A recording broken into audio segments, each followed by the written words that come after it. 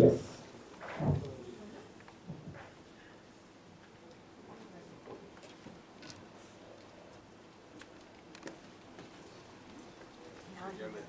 Bueno, cuando me sugirieron el tema, quise más bien, antes que presentar un artículo que publicamos cuando terminé mi tesis de doctorado, quise más bien presentar, obviamente relacionado con el tema de la diáspora, un complemento sobre los modelos de productividad y colaboración científica, que es un trabajo que realicé junto con la doctora Rocío Brediaga de la UAM Azcapotzalco para una investigación y un artículo que publicamos en una revista de Lutz Utzon, de la Universidad Tecnológica del Suroeste de Guanajuato. Y entonces me parece muy importante, o nos parece muy importante ver la...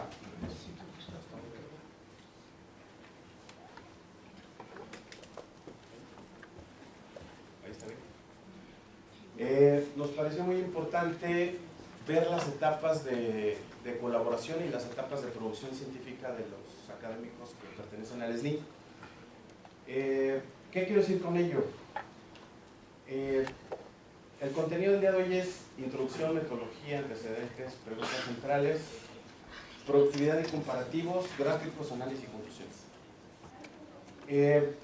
Del tema de la diáspora ha habido una gran discusión acerca de que si en verdad lo que en aquel momento cuando realicé la tesis, esa población que analizamos, que eran 477 investigadores, en verdad conformaban una diáspora. Hubo una discusión de que no, porque esos 477 pertenecían al SNI y no se sabía dónde estaban, no había manera de rastrear a los otros que no pertenecían al SNI.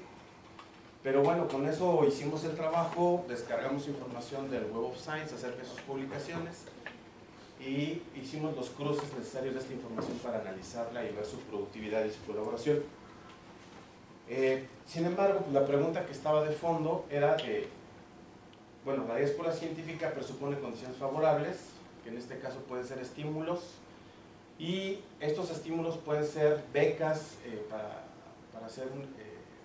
realizar estudios en el extranjero, o bien condiciones desfavorables, en este caso la falta de empleo, que es uno de los motivos por los cuales la gente migra. De hecho, el objetivo fundamental del SNI pues justamente fue frenar esta migración o esta fuga de cerebros. Sin embargo, bueno, a la fecha sigue habiendo la discusión de que la gente tiene, bueno, no hay plazas, no hay empleo, etcétera, y pues se tiene registrado que más o menos 1.2 millones de individuos han abandonado el país. De los individuos a quienes se tiene rastro, pues son aquellos de los que tenemos un número con que localizarlos, o su nombre, apellido, correos electrónicos, etc. Y un estudio de la Universidad Autónoma de Zacatecas realizó una encuesta reciente en 2017 donde tiene resultados relevantes. El número de graduados mexicanos en Estados Unidos se multiplicó casi 249,000 personas. Y digamos, con el paso del tiempo esto no se ha frenado, es decir, la gente siempre sigue buscando oportunidades y la necesidad de emigrar es inminente. Los resultados de este estudio que menciono documenta que la migración de talento mexicano deriva obviamente de la problemática que todo el mundo conocemos. Ahora, si lo que busco es empleo, pues debo de ser atractivo, si no, ¿cómo me contratan? ¿No? Es decir, hoy en día me acabo de encontrar una de mis alumnas de la UAM Azcapotzalco y me dijo que está aquí de profesor invitado y le digo, ¿y te vas a quedar? Y me dice, es que necesito ser SNI 2, pero ¿cómo si apenas vas saliendo? Sí, dice, no hay manera. Entonces, pues se vuelve la gente productiva dependiendo del esquema o del mercado laboral. Entonces, ahora, ¿será que los que migran son más productivos que los que nos quedamos? ¿O los esquemas que nos exige el SNI, las publicaciones y los trabajos, esto implica que la gente que se queda pues sea más productiva? Esa es una duda que yo tenía. O las condiciones laborales externas no exigen demasiado, es decir, quizás la gente que migra allá afuera con cierta facilidad le pueden dar un empleo mejor remunerado y a lo mejor deciden quedarse. Y eso es lo que para mí fue una de las dudas centrales de la investigación, porque pues esto generaría una diáspora, es decir, migro, me quedo, trabajo, o me sigo moviendo en el extranjero, pero ya no regreso a mi país. Ahora, se puede ver esto a través de la documentación, es decir, a través de las publicaciones, y eso fue lo que hice, ver las publicaciones de estos científicos, sus lugares de adscripción, y viendo sus lugares de adscripción yo pude rastrear más o menos dónde andaban estos científicos. Ahora, ¿cuál fue la metodología? Y eso es metodología del trabajo actual que estoy haciendo, que es descargar información. En este caso yo tengo acceso al CBU no tan actualizado, pero digamos lo que conforman las diferentes bases de datos del CBU del CONACYT, de los investigadores que son del SNI, la normalización, cruce de información, etc. Ahora, como antecedentes, la diáspora se ha vuelto muy relevante no solamente para México, sino para muchos países como India, China, Japón, Chile, Brasil, porque existe una necesidad de ver la posible conexión con esta diáspora y ver si pueden retribuir conocimientos relevantes que permitan el desarrollo del país de donde partieron. Eso es en teoría, aunque en realidad se vuelve muy complejo porque, bueno, pues la gente que le está yendo mejor a veces tiene pocos deseos de conectarse del lugar donde parte, ¿no? Entonces, estos son mis antecedentes. Y en el caso de México, actualmente está habiendo estudios, a su vez, no solamente con la parte bibliométrica, sino también en redes sociales, que es lo que está de moda, ver si los científicos tienen alguna colaboración a través de los sistemas que conocemos como Facebook, Instagram, etcétera, a ver si se comunican a través de estos medios para ver la posibilidad de trabajar en equipo, de realizar trabajos en conjunto. Y esto ha derivado, por ejemplo, en intereses de tipo económico también, ver si vale la pena seguir promoviendo la investigación y la colaboración internacional. Para mí las preguntas centrales en el tema de la diáspora pues son si la diáspora colabora con la ciencia local. Ya quedamos claros que no es una población tan pequeña, quizás no se pueda considerar como diáspora, pero para nosotros, en el contexto en el que estamos, pues sí lo es, porque además han realizado trabajos relevantes y algunos de estos investigadores tienen adscripción al SNI, tienen pertenencia al SNI, aunque no tienen el estímulo económico. Ahora, si esta diáspora sigue creciendo, es decir, si la población que se gradúa de doctor y realiza trabajos de investigación y ha ido al extranjero y ha decidido no regresar, si esta población sigue creciendo. Y otra, si el SNI realmente frenó la fuga de cerebros como se estipuló en un principio, no lo sabemos. ¿Cómo se desarrollan y consolidan los colectivos de científicos? Es decir, si al lugar donde se insertan tienen alguna conexión con el nuevo grupo de colaboradores y siguen ligados a los científicos que están en México o no lo están. Bueno, nuestra muestra de la diáspora en aquel trabajo de investigación es de las diferentes áreas del SNI, que eran, como les comento, un total de 479, dije 477 hace rato, ¿verdad? Pero no, son 479. Ahí tenemos cuántos son hombres, mujeres, cuántos se graduaron en el extranjero, la edad promedio, que está entre los 39 y los 51 años más o menos. Esa es la muestra con la que inicié aquel trabajo. Pero el contraste que yo quise hacer es con la parte local. Entonces la muestra que yo utilicé actualmente es la del CBU, que son 17.955 investigadores de las 7 áreas del SNI, de los cuales obtuve sus trabajos más representativos, aquellos que estaban indexados, porque resulta que esta base de datos tiene mucha información de las publicaciones que mete el investigador al SNI, pero que son locales, que no están indexadas, inclusive que están en el periódico Reforma, que son revistas locales del centro de investigación donde trabaja, etcétera, que no están indexadas. Entonces tuve que hacer un filtrado de bastante tiempo para obtener aquellas que sí estaban indexadas. Bueno, y obviamente por nivel, hombres, mujeres, etcétera. ¿Sí? Okay. Ahora, En esta investigación que yo estoy continuando de lo de la diáspora, le llamo fases de productividad a las siguientes 4 fases.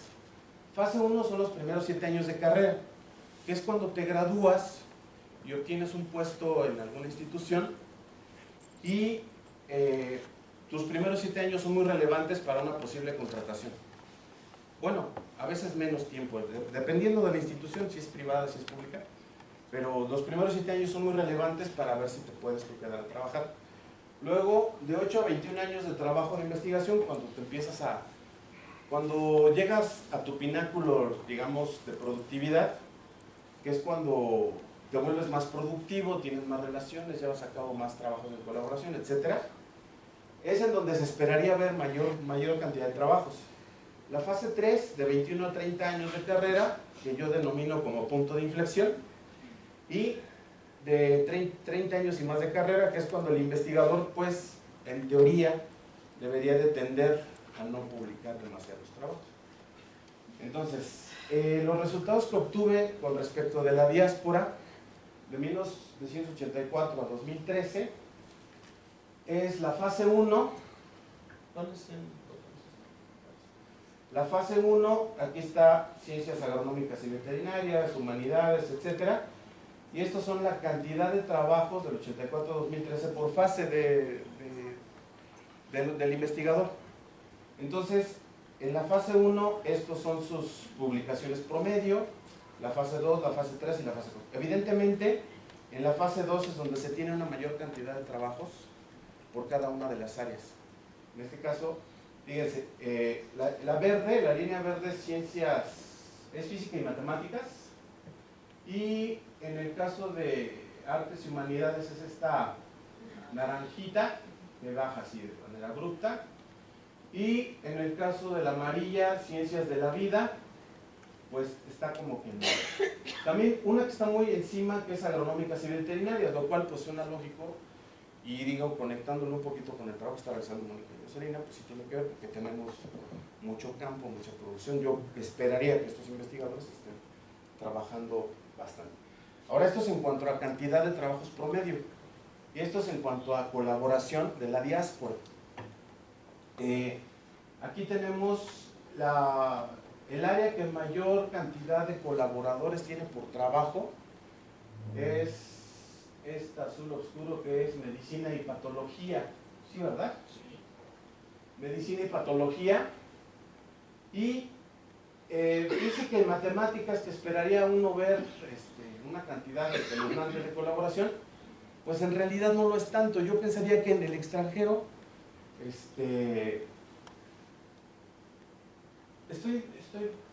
me brinco una, espera, estos artículos por fase, no, me perdona, estoy haciendo un análisis incorrecto.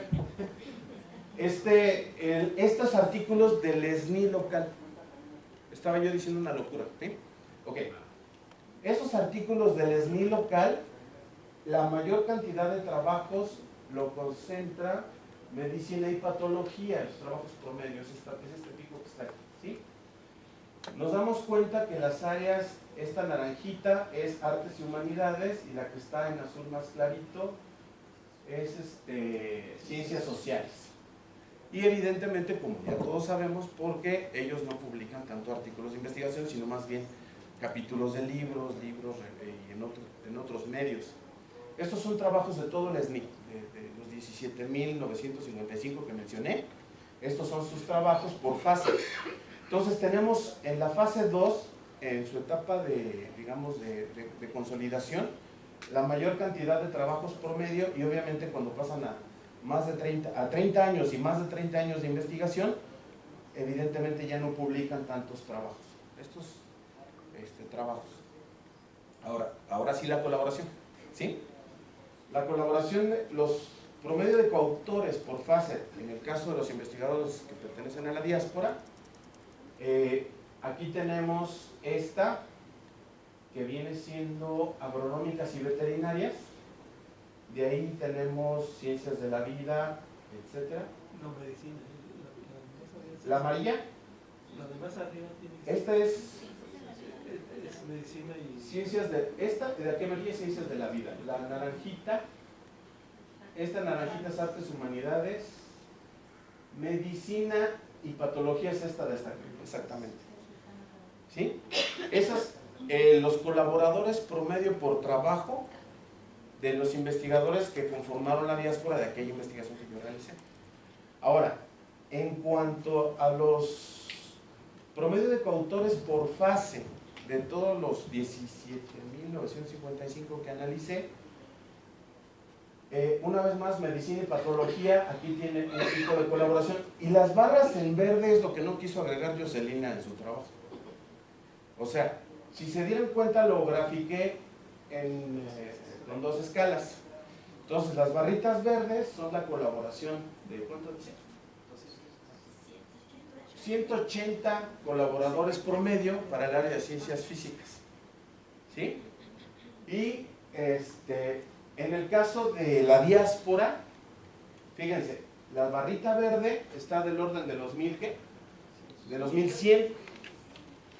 O sea, trabajos en colaboración promedio de la gente que está que conforma la diáspora de aquel trabajo que hice, superan las 1000 colaboraciones. En cambio, aquí en el contexto local, los investigadores que pertenecen al SNI anda sobre los 180 o 200 de física. Y de las demás, fíjense, lo más relevante aquí para mí también es esta parte que todo el mundo sabe. A los de artes y humanidades y a los de ciencias sociales empiezan trabajando en colaboración con 2 o 3 personas y terminan haciendo trabajos de forma individual, es decir, publicando de forma casi individual. Y a diferencia de las demás áreas que como que conforman un colectivo, que es a lo que yo le llamo colectivo de trabajo, del cual no se despegan, que pueden ser 4 o 6 investigadores en promedio. Bueno, en aquel artículo hicimos un ejercicio de cómo estaba la red de colaboración nacional e internacional y realizamos este gráfico, esta red con el programa NetDraw de UCINet, y en aquel entonces lo ordené de esta manera, pero no me gustó. Es decir, ¿ustedes ven aquí algo relevante? Bueno, digamos sí. Bueno, voy a lo siguiente. En aquel entonces lo que yo hacía era esto, o sea, bueno, que los cuadritos azules país de colaboración y obviamente se concentran en lo que uno considera y en muchos trabajos de investigación que se han realizado respecto de la colaboración internacional, pues obviamente Brasil, Canadá, Estados Unidos, Gran Bretaña, España, Francia, Checoslovaquia y Alemania. No, Suiza. Suiza. Sí, Suiza. Y ¿dónde está México en este caso? Que es el... ¿Dónde está? Ahí a la derecha. A la derecha, acá. Pero es, en el caso es país de residencia. Quiere decir que los de la diáspora, había algunos que estaban en proceso de volver o volviendo. Es algo que nos llamó mucho la atención. Pero manteniendo una relación muy estrecha, obviamente Francia, Suecia, Gran Bretaña, Austria, China, India, etc. Entonces quise realizar un ejercicio para la presentación del día de hoy, ordenándolo de una forma un poco más visible o por colaboraciones centrales. Entonces las colaboraciones centrales, evidentemente Francia, Estados Unidos, Gran Bretaña, etc. Pero aquellas que están más lejanas, pues son aquellas que nada más tienen pocas ligas o pocos lazos de colaboración con los otros países. Y aquí me pareció más relevante ver dónde está México, que está cerquita de estos que están acá, y obviamente con Estados Unidos, que es con quien además se concentra la mayor cantidad de migrantes, ¿no? O sea, ¿dónde vas a migrar? Pues donde está más fácil de migrar y donde hay mejores salarios, etc. Ok, conclusiones. Más publicaciones puede implicar más trabajo intensivo que debe repartirse o distribuirse, es decir, la colaboración no es obra de la casualidad, es también una necesidad, lo que yo he observado, para poder crecer con una pendiente más inclinada, o sea, crecer más rápidamente. La diáspora tiene menos publicaciones promedio que el SNI local, pero la diáspora a su vez tiene menos trabajos en colaboración por fase. De la diáspora sus publicaciones en ciencias físicas son muchas más en contraste con las publicaciones del SNI local, y el SNI local sobrepasa ciencias físicas en el área de medicina, patología, agronómicas y veterinarias. Quiere decir que en México hay un gran interés por estas áreas centrales, o estas disciplinas también. Durante la reunión de la Academia Mexicana de Ciencias en 2012, se llevó a cabo una mesa redonda para discutir la diáspora de doctorados mexicanos a posiciones de estudio y empleo fuera del país. La mesa redonda fue dirigida por 3 científicos y el objetivo fue discutir el problema de diáspora de doctores mexicanos y elaborar si deberían existir más oportunidades para facilitar el retorno de estos a México. Y en realidad, como muchos sabemos, a veces los estímulos no sirven para que vuelvan, sino para que se queden, como muchos casos que he estado encontrando, en donde el apoyo que se les da les permite permanecer y tener una vida allá, a pesar de que se supone deberían solamente tener el reconocimiento del SNI, pero sin el estímulo. Pero muchas personas vuelven, tienen el estímulo y se van a hacer algún trabajo de investigación, lo cual está plenamente justificado, pero tienden a tener mayor cantidad de años afuera. Bueno, después de hacer una encuesta informal, estos ponentes de la Academia Mexicana de Ciencias descubrieron que una buena proporción de doctores mexicanos en el extranjero intentarían volver, o sea, no ser parte de algo que se pierde, sino de recuperar esos recursos humanos. Pero la verdad es que no hay lugar, como todo el mundo lo hemos visto, no hay plazas, no hay lugares, los salarios están muy bajos, etc.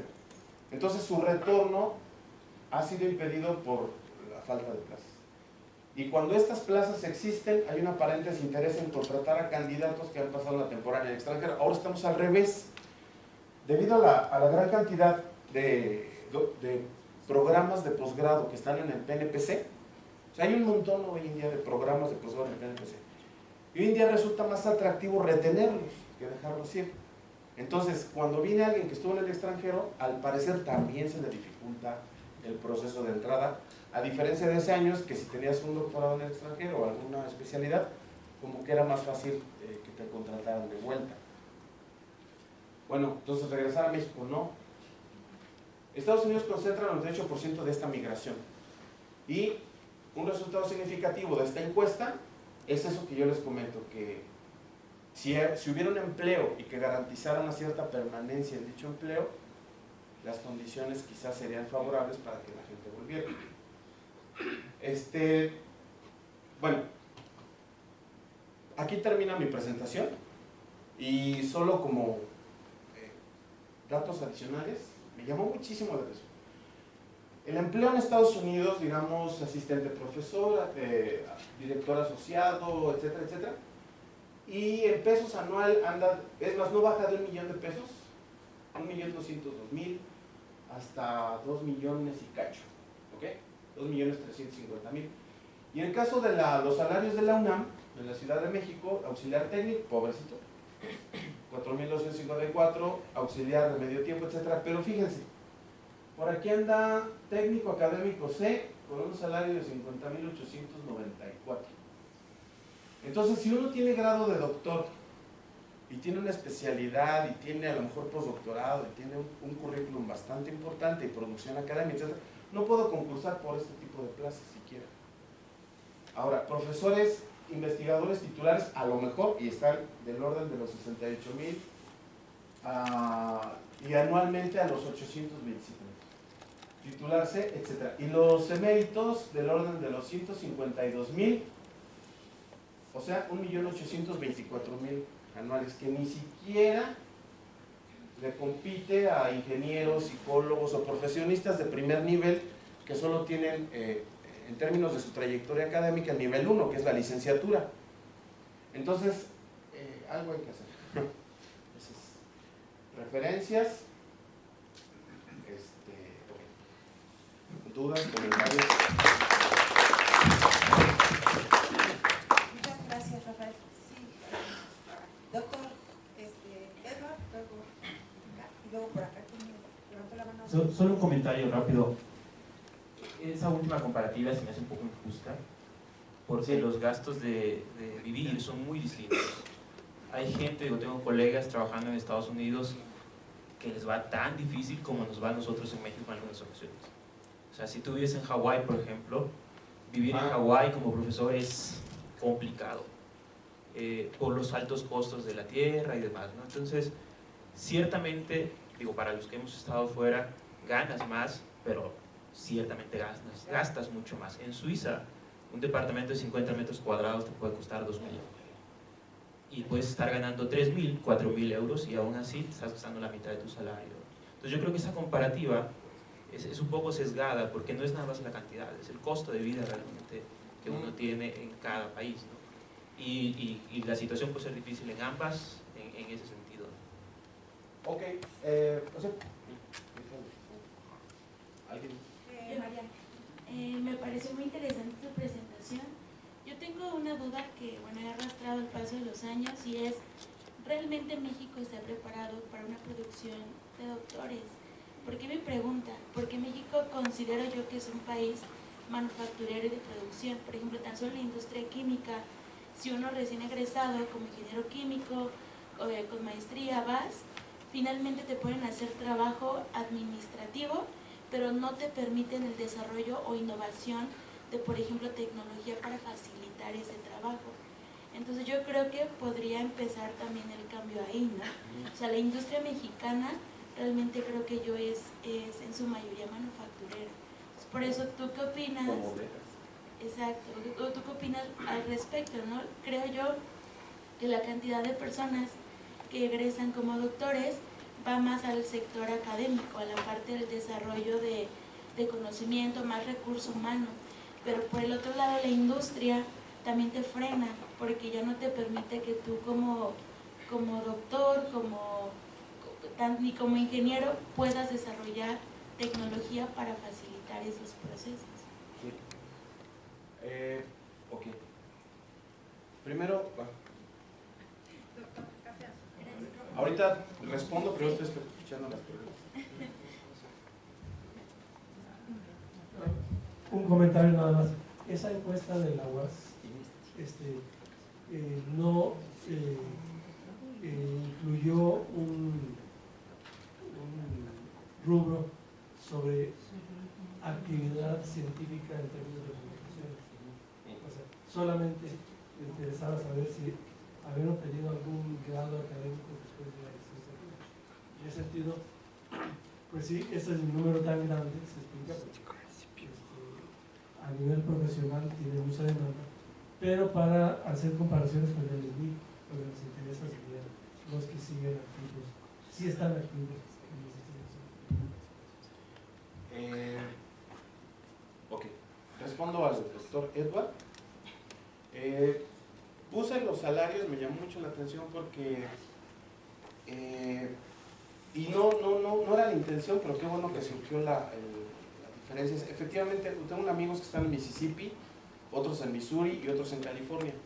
Y en California es muy diferente el salario. Y en el caso de Missouri, pues es un poco más bajo, etc.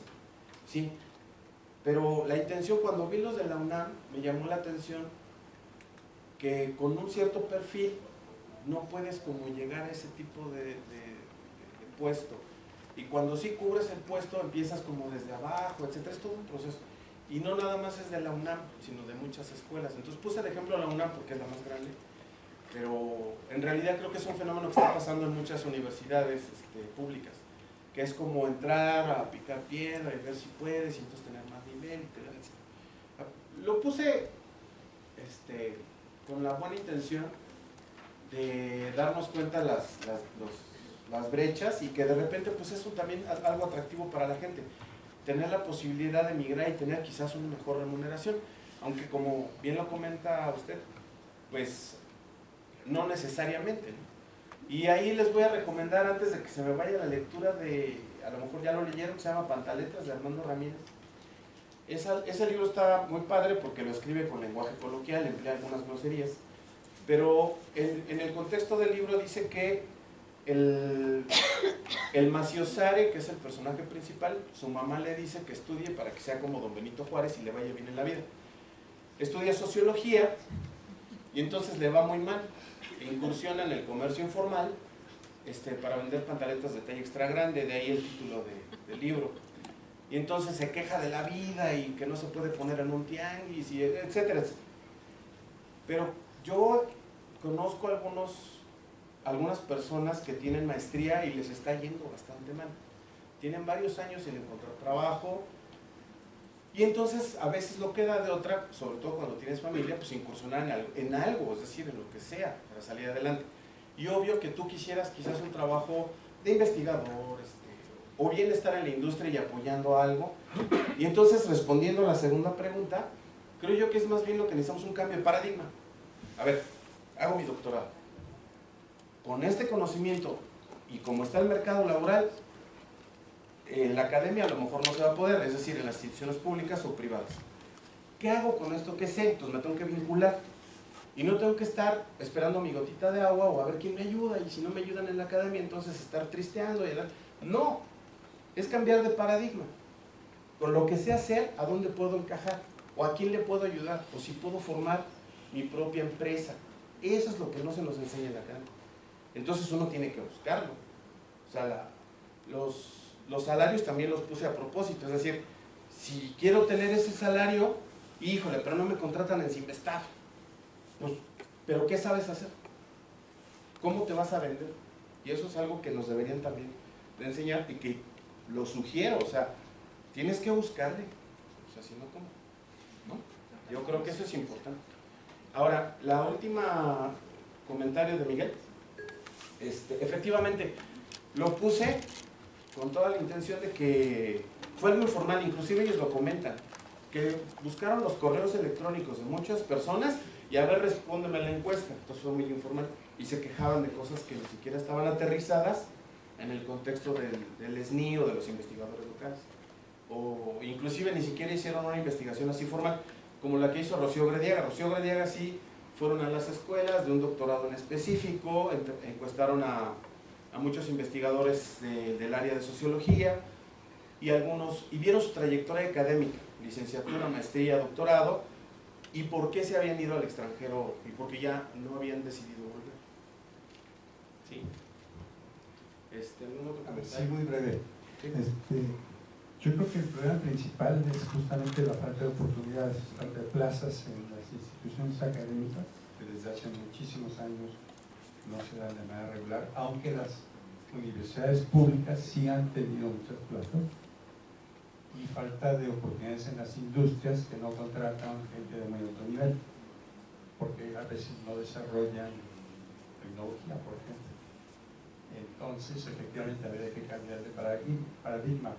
Yo creo que si hay instituciones en donde sus egresados pueden crear, por ejemplo, industrias de base tecnológica, tienen los elementos suficientes, habría que promover eso. Pero, volviendo a la tabla que pusiste al final, sí. Yo coincido también que no es precisamente la comparación que debemos hacer. Una de tus preguntas fue, ¿el SNI ha contribuido a que los empleos permanezcan? Y yo creo que tu tabla responde a esa pregunta. Si tú ves la columna de los salarios ya estás ahí. en Estados Unidos, ahí estamos, y la columna de salarios en México, como estás comparando investigadores que están en el SNI, hay que agregar el SNI y entonces se vuelve competitivo. Y justamente lo que pasó en su momento con el SNI fue que hizo competitivos los salarios que estaban decayendo y que permitió que la comunidad científica, en gran parte, que se quedara en México, que estaban yendo en ese momento. Entonces, si tú agregas el SNI ahí, aunado a lo que dice el doctor Edward, se vuelve muy competitivo. Sí. Estoy de acuerdo. De hecho, algunos conocidos que tengo que han entrado aquí de profesores asistentes o invitados, no sé cómo se le llama el puesto, si es asistente o invitado o algo así, me dicen que todavía no son del SNI, pero su salario como que sí, como que no cumple la expectativa. Entonces me dice, estoy por meter papeles. Efectivamente, el SNI complementa esa parte que todo el mundo sabemos que para eso era la intención. Inclusive me estaba comentando que otros que ya lo tienen, el reconocimiento del SNI, lo están ocupando para comprar material de laboratorio por la falta de recursos de Sinvestar, por el recorte de presupuesto, etcétera, etcétera. O sea, ahora lo están ocupando inclusive en algunos laboratorios, según me comentaron.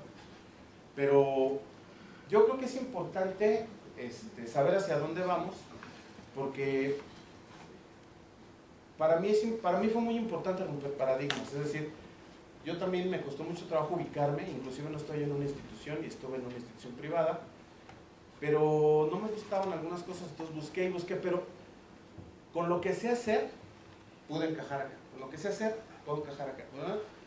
Inclusive ahorita me están proponiendo otro proyecto para el 2020.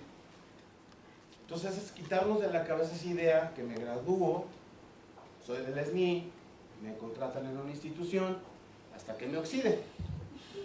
Pues no, o sea, no. Ok, termina tu doctorado, especialízate y busca vincularte con empresas, con la industria, con otras instituciones. Ten una remuneración, la que tú quieras, yo creo que eso no es el problema, y sigue colaborando con la comunidad. Para mí la colaboración, como se dieron cuenta, también es importante, porque se forman lazos con los cuales la gente puede crecer, no puede desarrollarse económicamente.